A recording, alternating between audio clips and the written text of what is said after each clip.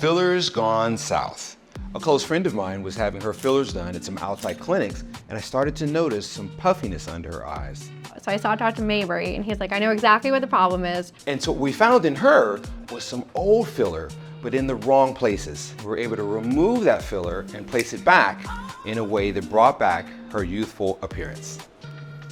And let's talk about you and what to do if you think that your fillers are starting to go south. The first thing is it doesn't matter how long it's been, 5 or 7 years, there may still be some old filler under your eyes. The second thing is what to look for. If you see some blue or gray color under your eyes, then you may want to have that dissolved.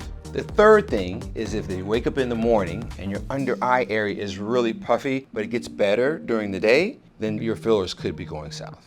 The good news is that it doesn't matter how long the filler's been under your eyes, it can always be reversed and replaced, and you can be looking youthful again. Wow. And so if you think you're in a similar situation and you're worried about your under eye fillers, then just give us a call. We'd love to help. Until then, stay beautiful.